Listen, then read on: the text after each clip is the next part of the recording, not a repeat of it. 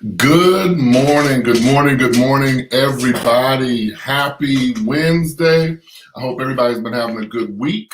My week has been interesting. I am now wearing a boot for the next 6 weeks. We have some problems with one of my feet, so we're working on that. But thanks to all my doctors, I am not looking forward to this boot because I'm a very active person, and this is certainly going to be in the way. But anyway, good morning. It is Wednesday. Look, we just need to focus on being successful. There are a lot of things I'm going to talk about today, but I think you're going to enjoy this show. I am excited that we are relaunching what used to be Coffee Chronicles, although I'm still drinking my coffee. It is now the R. Wayne Chronicles because every show will not be in the morning, and we're going to be discussing a lot of topics that aren't necessarily related to what the original design was. So I'm glad my team is always willing to provide feedback. So we're doing some things differently. I am live on my YouTube and my Facebook, but I am also live on my Instagram. So this is new. We're trying something different. I hope it's all working because, of course, my phone is set up to go live. But, I don't know if it is. This is a new world, been on all these platforms. But today, what I really want to discuss before I get into it, I forgot one thing. We, I have a foundation, the Woodson Foundation, and we work to help students across the country. We got a request this weekend from a student who's supposed to be graduating next month, who has some financial challenges that are hindering that process. So we are trying to raise money to help that student. This was not a student that was already planned for, but we try to help everybody. And so he is not currently in our allocation, but we do want to help him. It's not a lot of money. He's about $700 short of being cleared to graduate. If you would like to support that initiative, just go to the foundation's website, which is theWoodsonFoundation.org /support, and you can help that student. And all of that money will go to that student. We are not going to reallocate any of those funds, but we do want to make sure we help him. And so that is the website at the bottom of the screen right now. So, every bit helps. We, of course, myself included personally, will be providing some support, but it's a little bigger than what we have currently. So we want to make sure that we can help him. So share that information with anybody who might be willing to help this young man who is just a few weeks away from graduating. So today's show, I'm thankful to our sponsors. We have one sponsor who's been supporting all of our shows. That is Java 365. If you use the code Woodson20, you will be able to get a discount. And in addition, they are providing support to our scholarship fund. Every bit of support is important. So we want to make sure that you do that, and we want to make sure that you support our sponsors. And then lastly, of course, follow me. All my social media is now unified. It is all Dr. Woodson 2020. That's Twitter, Instagram, Facebook, YouTube. Make sure that you also go in and subscribe to my YouTube channel. We're going to be putting some different content on there, actually starting today. So you don't want to miss that, and it's going to be very useful, and it's going to really encompass all that I do. Okay, so now that I have gotten all of the business out of the way that my team always wants to make sure that I accomplish, we are getting right into it. Today's topic, self-sabotage. I have been wrestling with this myself. I've been talking to a lot of people, and it's just really something that I think has really even exacerbated, using one of those SAT words, during this pandemic. It's really, a lot of people have lost jobs, a lot of people have lost loved ones and not even been able to, attend funerals or have funerals or even know what's going on. So, there are a lot of things that we consider self-sabotage. And let me grab off this printer, this sheet. So really self-sabotage, is defined as, hindering progress. I mean, that's the easiest way to do it. Anything that can be happening to hinder progress.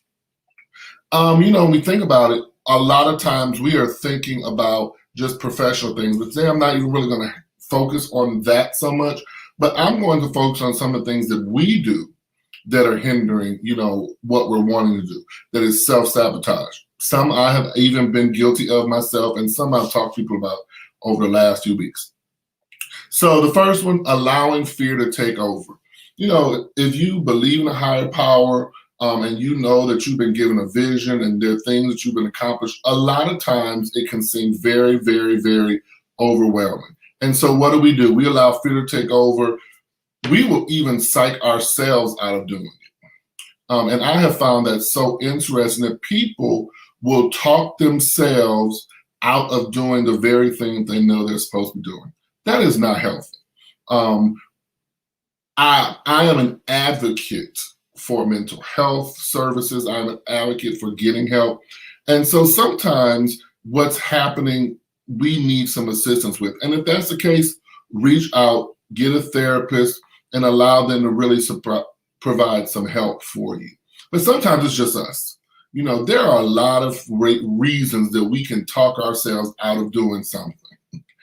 I have been guilty of it. For instance, my yard has needed to be cut for weeks. I decided finally this week that I would start that process. I found every excuse. It's too cold, it's too hot, it's raining, all of those things. Then I finally start the project. I needed to do it in 2 days. And after day one, I'm now in a boot. So I got to figure this thing out. But had I done it weeks ago, it would be done. I wouldn't have to worry about it. So that's kind of what I'm talking about there. The second thing is not developing a plan. Plans change, of course, and things can get derailed and all of that. Wonderful. But you have to have a plan. You need to develop some kind of process for doing stuff so that you're not just flying through the night. It is so funny to me when me and my team launch some new project or new initiative and people are like, oh my God, that's so exciting. You just came up with that. No, that's been months, sometimes years of planning. The implementation to other people just seems, like it just happened overnight. But most people who are in those types of entrepreneurial endeavors are not just waking up one morning and saying, for instance, oh, I'm going to launch a magazine in the spring of 2021. No, that has been a process that has been developing. And I'm using myself as an example. That has been developing for a while. And it's just a realization to other people that seems new. Third, not building an effective team. I was watching a show this week, and I can't remember what show it was, or maybe it was an interview, and they were just talking about, having a team. Oh, it was the Black Lunch and Learn, BLK Lunch and Learn. And they were talking about developing a team. I'm a Taurus. I'm a type A personality, and I'm a workaholic. So it is hard for me to relinquish projects to people because I'm always afraid that they're not going to do it like I want to, or, I'll get really used to them being around and then they'll leave, all kinds of things that, contribute to my own self-sabotage. But I am getting to the point now where I believe in having a team. For however long the Lord has put them in my circle, and to allow them to assist me. I'm still working on it, and anybody who's on my team for any of my companies will tell you that it is still a work in progress. But I am working on it. And to have a team that's skilled in the areas that you are not. Any effective leader will tell you that the best team will fill in the areas in which you are deficient. So, I have specific areas that I work in: fundraising, enrollment management, branding, strategic planning. But there are areas I'm not really good at residence life, for instance, on a campus. But there are people on my team that are. I am not the person always to go out and consecrate contracts, to figure out all the minute details. We have somebody that does that. So, you need to develop a team that's effective. But when you develop a team that is effective, and I hope everyone who's watching really pays attention to this point, don't keep people around past their expiration dates. This is in your personal life. This is in your professional life. I cannot stress this enough, that you should not keep people around past their expiration dates. It is not good to do that. It is not good to have people, in your circle who are negative, who are discounting what you think you're supposed to be doing, who have no positive insights. Now, the people on your team should be able to be open and honest, but come with some solutions too. Don't just complain all the time. There are people in your quote unquote friend circles who you have known for a while need to go, but you work to keep those people around. And I've never really understood it. I try my best not to have negative people around me. And most of the people who are in my circle are doing better than me. And so that is how you build those relationships. And if someone needs to go, you need to sever that relationship, because that is self-sabotage. If you are forcing or allowing someone to remain connected to you who is not in line with your destiny, who's not in line with what you're supposed to be doing, that's self-sabotage. I mean, just think if you had someone living in your home who was always negative, who never contributed, who never did anything, you would want that person to go. So we need to use that same kind of realization in our personal lives, in our professional lives. Don't keep people around past their expiration dates. That is not healthy. The next thing, determine how long you want things to last. Now, this is not something that I'm really good at. I am good at strategic planning for organizations, but when it comes to some of my own projects, it's interesting to me that developing that timeline is a little more gray. And most people who know me know I really don't do well with shades of gray. It's like kind of black or white, or we got to try to figure this thing out. But you need to have a timeline. If you know that, I'll just make something up, that you want to open a beauty salon, open that beauty salon. Open it. But before you open it, make sure that you have a plan to establish how that's supposed to go. Make sure you have lined out all of the details, building permits, all of that stuff, so that you don't get in the middle of a project and it doesn't get completed. I live in Atlanta, beautiful day to day, we're having good weather, but there is a lot of building going on in the city of Atlanta. And when I say building, I mean subdivisions and housing communities, just everywhere that they could possibly put one, they have put one. The challenge is, if you drive in some parts of metropolitan Atlanta, you will also see subdivisions that have not been completed, or subdivisions where there's a lot of land and they've only put 4 houses, or when I say not completed, there are unfinished homes in some of these areas that are just sitting there abandoned. And a lot of times that's because the people's plan was not effective. They might not have had the funding, they might not have had everything they needed, it might have begun to cost more than they wanted. So you want to make sure that you have a plan, which leads me into my next point. Have a contingency plan. There are a lot of people say there's only plan A and you never need to have a plan B. Well, I don't think that that's an intelligent method of doing things. Perfect example. Who could have prepared for a pandemic?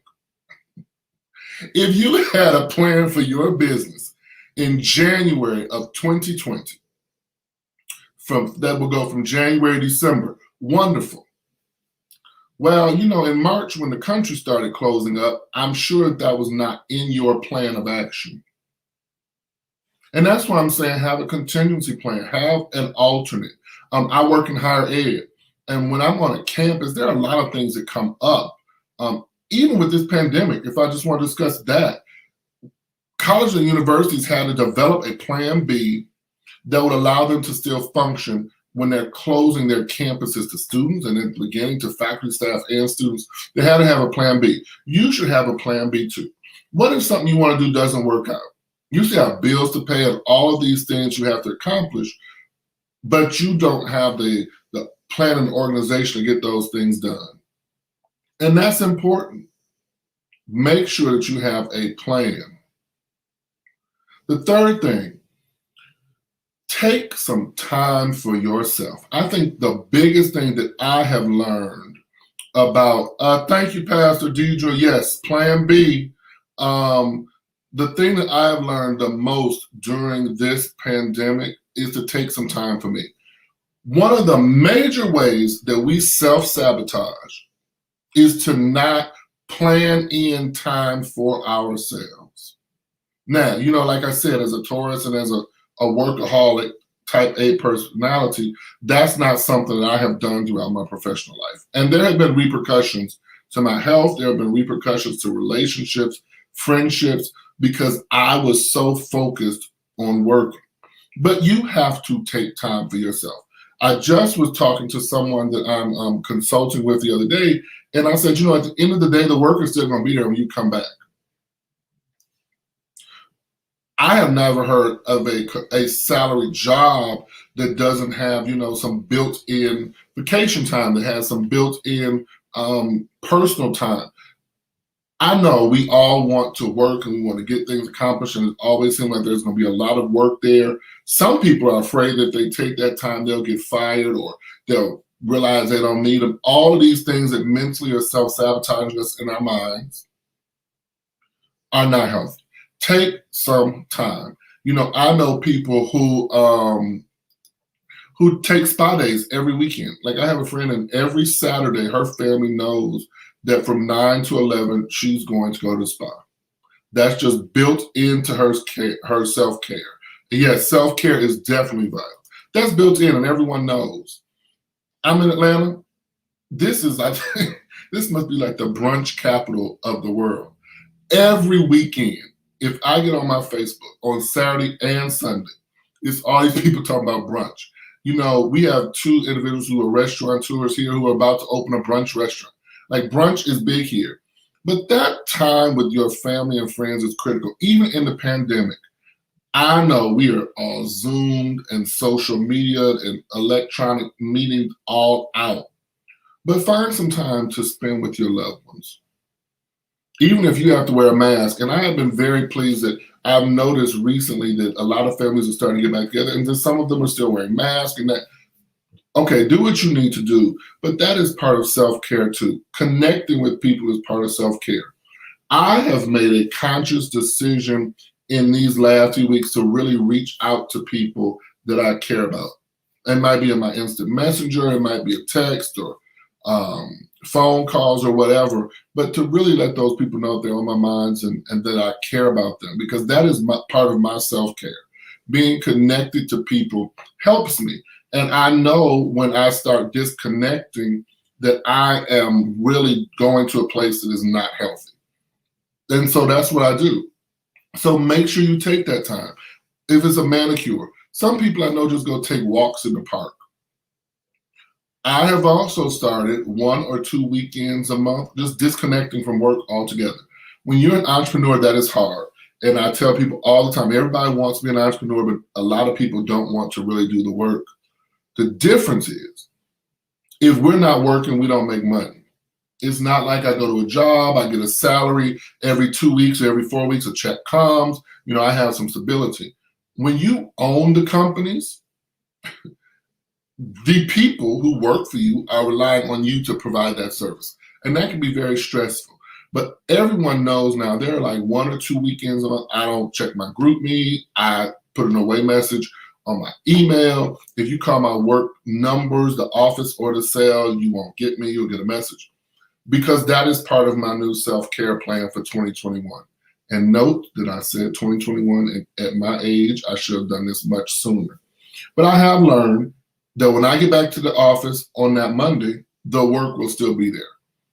No one has, fired us. No contracts have been dissolved because I wasn't available for two days. And that has been hard for me. And the final thing with self-care, know yourself and get the help you need. I have been very challenged during this pandemic. I was never someone who felt like I had to be at church all the time. Well, I take it back. When I was younger, we were at church all the time. When I became a more mature adult, I was not someone who felt like I needed to be at church all the time. I didn't really value, unfortunately, that connection, that part of my life. When we shut down last March, I realized how much that connection really does mean to me in terms of balance of my life. So that is something that I'm like, my value of that has changed. I'm excited that we're discussing going back in June. I'll be excited about that. I'm glad a lot of people from my church are posting that they're getting vaccinated, not just for themselves, but for other people. And so that's really good. But we have to make time to do those things. If you know that there are challenges that are beyond you, that are beyond your immediate support system, seek some professional help. As an African American, I have always been surprised by the fact that we don't promote mental health wellness well. And counseling, for years, I had people close to me telling me that, you have Jesus and you don't need to go see a therapist. Well, I now tell people that Jesus also gave us doctors. He gave us therapists. And there's something about talking to someone who's not biased, who doesn't have any preconceived notions, and whose entire purpose is really just to help you to get some of that stuff out. Then when I began to realize that therapists have therapists, I was like, well, I should have done this years ago. It really hit me a few years ago, and those of you who are in ministry might remember when there were a lot of people in ministry who were committing suicide. Ministry is not easy. A lot of people want the titles and all the promotion, elevation, all the pomp and circumstance and all these ceremonies and all of that stuff. But if you're really doing the work, it's exhausting. And I'm glad that Pastor Deidre was on here, or still is, because her church, the Gym Project, really is about doing the work. They're out in the communities. They are doing things different than major churches. Even in my church, Elder Thacker is out there and has been out there with CIA feeding the hungry, and not just the homeless during this period, but other people who have found themselves with lacking food, lacking resources because of this pandemic. That is the part of ministry that a lot of people don't want to do. A lot of people want to come to church. They want to sit in the reserved sections. They want to wear collars and let people see them and get the perks. But ministry is like when I work in higher ed. It is about service. It is about improving the lives of other people. And sometimes that comes with sacrifices to ourselves. And because of that, I am a 100% advocate of people who work in ministry having a therapist. Because you are bringing in everyone else's problems consistently, just internalizing all those people's problems. And where do you release that to? You can't talk to your leadership or your colleagues in ministry because it's confidential information. You don't want to talk to your family and friends. It's confidential information. And so that's why I believe in having a therapist, because, it's not going anywhere. And I mean a professional therapist who has the licenses and degrees and some kind of setup for you to go to. Not your friend who is a self-proclaimed therapist. That's not going to be effective. So what I want everyone to do between this week and next Wednesday is really think how you might be self-sabotaging yourself and how you can begin to correct that in some steps. Go on my Facebook and drop a note in there and say, these are some things I'm doing. If you're on YouTube, comment under this post to share with us your success. We really want to use the R. Wayne Chronicles to improve lives and advance the work we're doing across a much broader scale. So I'm going to be with you moving forward every Wednesday for 30 minutes. You can put it on at work, you can put it on in your car, you can put it on anywhere. And then the shows will be transferred to my YouTube channel, and you can check them out there. Make sure that you subscribe to my YouTube. Starting today, we're going to be posting some new videos. I'm going to be talking about leadership. I'm going to be talking about advancing. I'm going to be talking about fundraising, grant writing. So make sure you're on there. I hope everyone enjoyed today's show. Have a great Wednesday and have the remainder of the week be successful. And I will see everyone next Wednesday.